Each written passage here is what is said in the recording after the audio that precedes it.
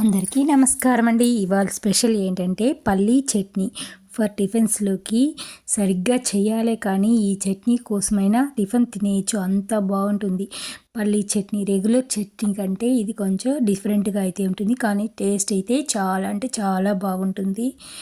ఈ ఈ విధంగా చేశారంటే ఇప్పుడు నేనైతే ఈ చట్నీ ఏంటి ఒకసారి ట్రై చేసినారంటే ఇది గట్టి చట్నీ అయితే 2-3 డేస్ వరకు కూడా ఫ్రిడ్జ్లో పెట్టుకుంటే స్టోర్ చేసుకుంటే మనకు కావాల్సినప్పుడు అయితే మనం తిరగబాతు చేసుకొని సర్వ్ చేసుకోవచ్చు.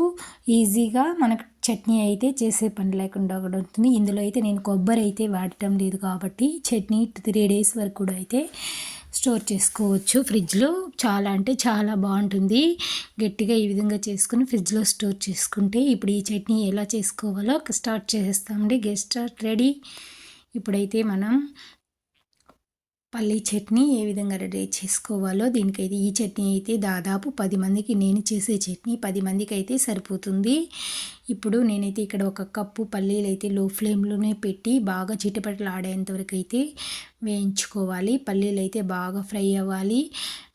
హై ఫ్లేమ్లో పెట్టినామంటే పప్పు రంగు మారుతుందే కానీ లోపలైతే పచ్చిగానే ఉంటుంది. లో ఫ్లేమ్లో మీడియం ఫ్లేమ్లో పెట్టి వేయిస్తే పప్పు మనం దగ్గరుండి వేయించుకోవాలి. కొంచెం ఏమరితనంగా ఉన్నా కూడా పప్పు అనేది మాడిపోతూ ఉంటుంది. అలా కాకుండా మనం దగ్గరుండి పప్పు వేయించుకుంటే పప్పు బాగా చిటపటలాడిన తర్వాత మనం 1 కప్పు పుట్నాల పప్పు అయితే వేసుకుంటాను నేను దీంట్లో.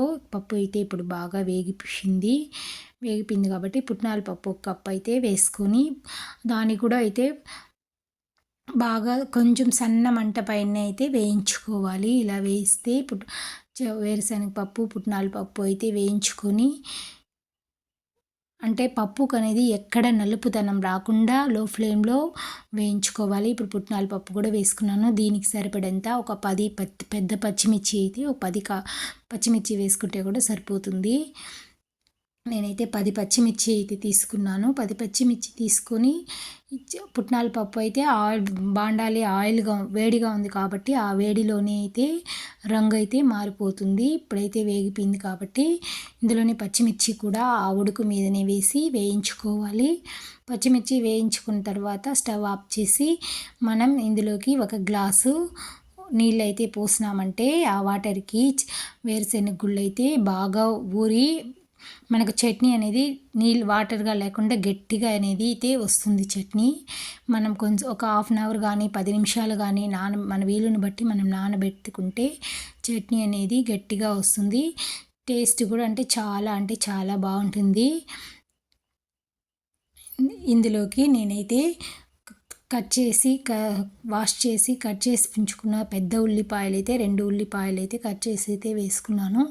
తెల్లగడ్డ కూడా వేసుకోవచ్చు. ఇక్కడ నేను తెల్లగడ్డ అయితే వేయటం లేదు. ఉల్లిపాయ అయితే పచ్చిగా వేయడం వల్ల మనకు టేస్ట్ అనేది చాలా అంటే చాలా బాగుంటుంది. ఆ ఉల్లిపాయ టేస్ట్ అనేది మనకు పక్కాగా తెలుస్తుంది.